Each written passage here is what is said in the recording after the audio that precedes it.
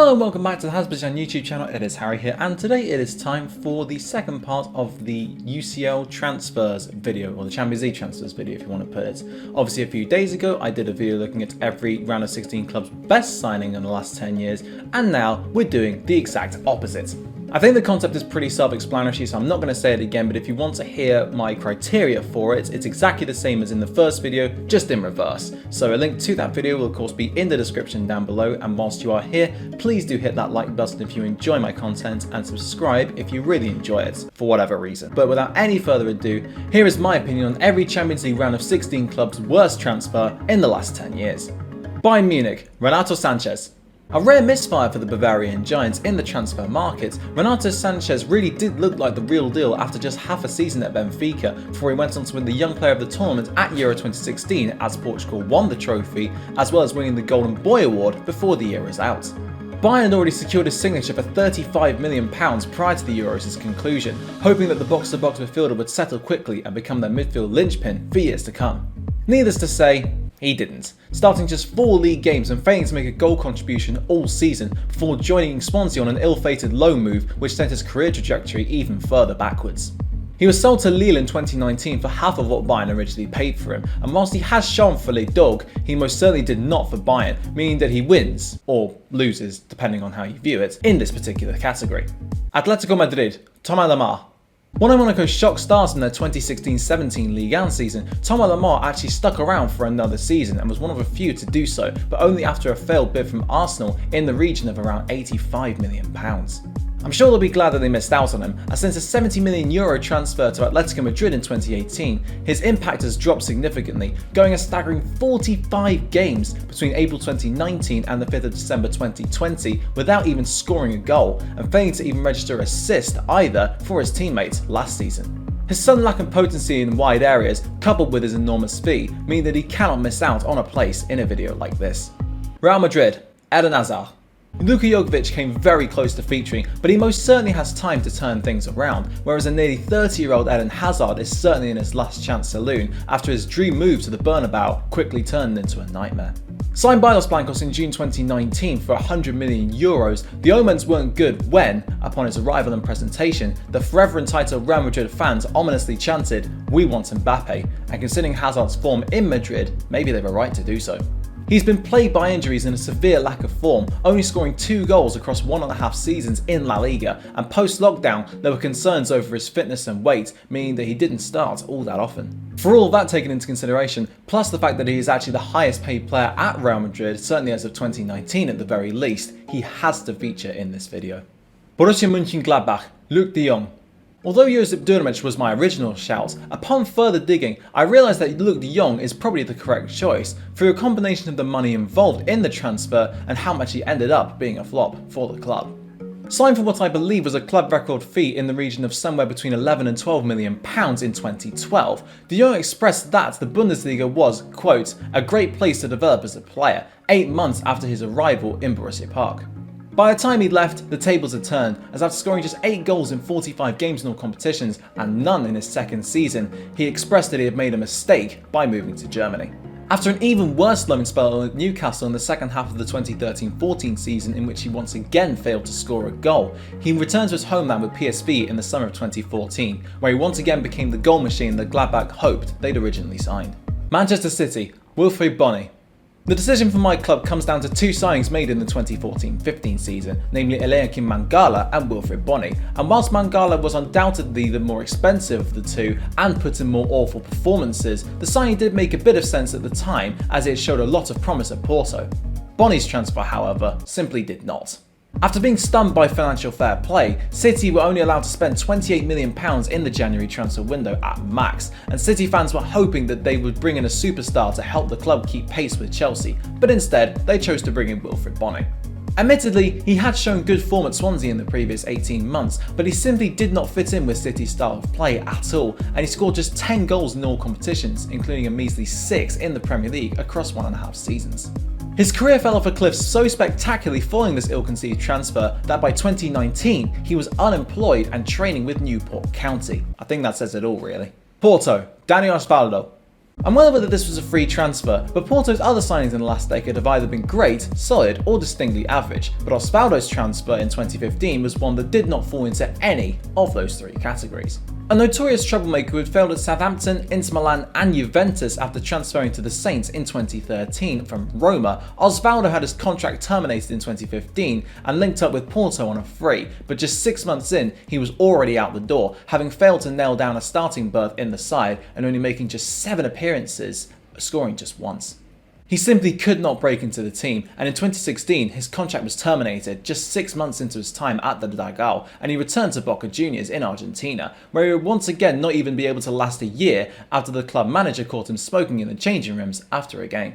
Liverpool, Andy Carroll. I sometimes need to convince myself that this transfer actually happened. 75% of transfers pre-Jurgen Klopp's arrival could have featured here, and with the most dishonourable of dishonourable mentions going to Mario Balotelli, Lazar Markovic and Iago Aspas, but Liverpool actually signed Andy Carroll in January 2011 for £35 million. Bear in mind, that's just £3 million fewer than Man City paid for Sergio Aguero just 6 months later. Quite clearly a panic buy after the sale of the beloved Fernando Torres to Chelsea for a then British record of £50 million on January transfer deadline day, Carroll's lumbering target man approach could never have suited Liverpool's style of play, and he was forever outshadowed by the man who arrived on the same day as him, and, might I add, the £12 million cheaper in Luis Suarez. He did actually play 35 games in the 2011-12 season, the most in his Premier League career to date, but he only scored 4 times and he was banished to West Ham the season after, where injuries began to well and truly take their toll on the striker. He also gets in here by virtue of the fact that his first 2 goals for the Merseysiders came in a 3-0 win over Man City in April 2011. Swine. Atalanta, Alberto Paloschi. Much like quite a few clubs in this video, Atalanta's transfer dealings have actually been fantastic this decade, which makes it no surprise that they are where they are right now, but one that did miss the mark was the signing of Alberto Paloschi from Swansea in 2016 for just over £6 million. He never gained a starting berth at the Stadio di Bergamo, only featuring 13 times in the league in his first, and what would prove to be his only, season at the club, and failing to find the back of the net once, which, as a striker, isn't really very good. Within a year of his arrival, he was sent out to Spal on loan, a move that was made permanent in 2018 for a £2.5 million loss on Atalanta's part. Chelsea, Kepa Arrizabalaga. You might well be screaming at your screen, "Where's Danny Drinkwater?" Well, he's stuck in the Chelsea reserves without the same chance of making an appearance for them as me. You could throw Tiamue Bakayoko, Alvaro Morata, or Baba Rahman into the mix too, but perhaps the biggest panic buy in football history lands its place in this video. Kepa Arrizabalaga was a decent if unspectacular keeper for Athletic Bilbao, but after Chelsea sold Thibaut Courtois to Real Madrid in the summer of 2018 for £35 million, the Blues had to desperately search around the available goalkeepers department and came up with Kepa for double the fee that they'd sold Courtois for. That made him the most expensive goalkeeper of all time, and although he made a good start, a well-publicised instance in which he refused to come off the pitch during the League Cup final against Man City in February 2019 set his decline in motion, and ever since his form has nosedived, even being dropped for Willy Caballero towards the back end of last season. After some more high-profile errors at the start of this campaign, Chelsea signed Edouard Mendy for £20 million as his replacement, and Kepa has only played once since. I think the Blues would struggle to get a quarter of the transfer fee that they paid for Kepa in the first place. Sevilla, Ronnie Lopez. Sevilla really shot themselves in the foot with this transfer, as not only did they get rid of star striker Wissam Ben Yedder as a part exchange stipulation in this deal, but they also had to pay £22.5 million for Ronnie Lopez from Monaco, and to say it went badly would be an understatement. Lopez had impressed in the Principality in 2017-18, but he showed signs of extremely poor form in 2018-19, only scoring twice in the league, dropping from 15 the season prior as Monaco struggled towards the relegation zone, which somehow didn't seem to put off Sevilla into signing him whatsoever.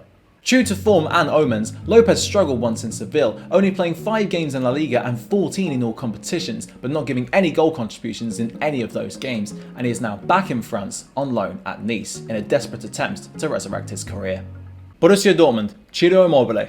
As I mentioned in the last episode, Dortmund's transfer business in the last 10 years has been phenomenal, but there always has to be an exception to that rule, and that player is Italian striker Ciro Immobile, who was actually a dishonourable mention for previous entrant Sevilla, and is the only player to feature in both the best transfers video and the worst transfers video, after of course he was the best signing by a mile for Lazio.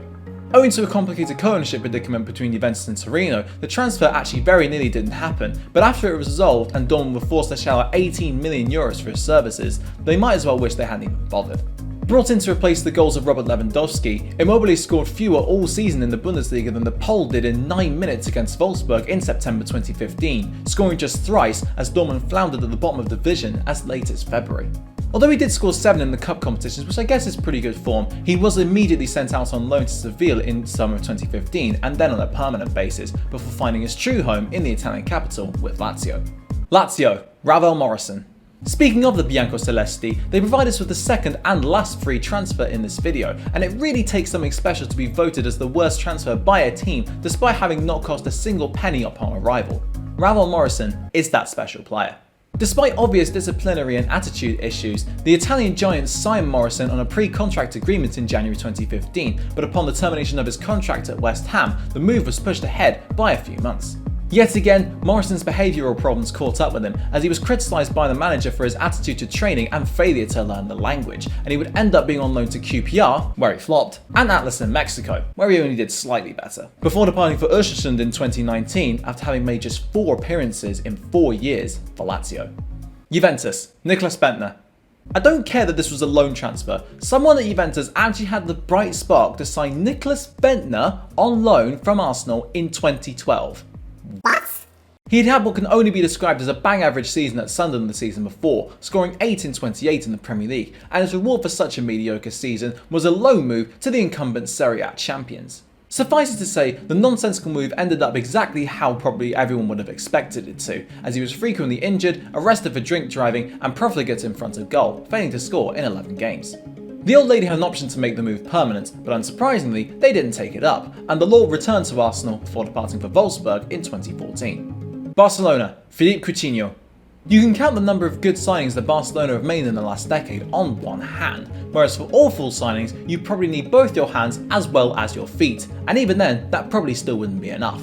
For their fee and subsequent disappointments at the club, you'd go with Felipe Coutinho for how out of place they seem and how much it showed that Barcelona have been on a decline. Martin Braithwaite would seem the obvious choice, and for mere performance levels and perhaps a combination of the previous 2 categories, you could throw names like Andre Gomes, Arda Turan and Malcolm into the mix, and that's just scratching the surface.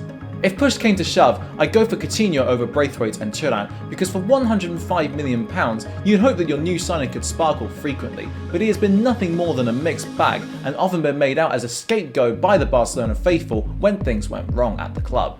He was loaned out to Bayern, where he scored twice and assisted another in a sub-cameo against his parent club in that infamous 8-2 annihilation in the Champions League quarter-finals, and Barcelona allegedly had to pay Liverpool £5 million after he won the Champions League with the Bavarians, and not with them. Time is clearly running out for the Brazilian maestro at the Camp Nou, and he needs to impress now, otherwise he'll probably forever be labelled as a failure. PSG, Jesse Rodriguez. You have to look at the dreadful summer of 2016 for the options for PSG's worst signing in the last 10 years, with Hatem Ben Arfa, Grzegorz Krychowiak and Jesse Rodriguez all being signed for big money or big fanfare, and all failing spectacularly. Is it any wonder that Monaco won the league over them that season? Out of them all, I'd go for Jesse Rodriguez, as the €25 million arrival gave the Parisians just 18 appearances in all competitions across 4.5 years at the Parc des Princes, failing to impress and being loaned out 4 times, including to Real Betis, Las Palmas and Stoke, most infamously of all of course. At all of those clubs, he flattered to deceive once again. His contract was cancelled last week, owing to him breaching COVID-19 regulations by travelling to the Canary Islands and him being caught up in a marital scandal after he was caught cheating on his partner with her friend, bringing his miserable stay in Paris to an end. Real Madrid, who were the ones who fortuitously offloaded Jesse to PSG in 2016, actually inserted an anti-Barcelona clause into his contract, meaning that the Parisians couldn't send him to the Catalan Giants under any circumstances. Even in the crisis Barcelona are in right now, I really don't think they would ever have considered attempting to break it. RB Leipzig, Ademola Lookman. It's between 2 British players in Ademola Lookman and Oliver Burke for Leipzig's worst signing of the 2010s, but judging on the inflated fee and the deflated impact of Lookman, he wins, or loses, out for me. The Red Bull-owned franchise club signed Lookman for £22 million from Everton in 2019, hoping that he could recapture the promising form he'd shown whilst on loan at the Red Bull Arena back in 2018. As you may have guessed considering his appearance in a list of this ilk, he failed to do so, as 13 goals appearances later, he is now back in the Premier League on loan at relegation-threatened Fulham, where he infamously attempted and failed with a Panenka penalty in the last minute in a crucial defeat against West Ham. That just about wraps up today's video on every Champions League round of 16 club's worst transfer in the last 10 years, and I really do hope that you have enjoyed it. If you have, of course, as I mentioned at the start, please do hit that like button because it really does help me out, and subscribe if you have not done so already. Thank you very, very, very much for watching, and until next time, I'll see you then.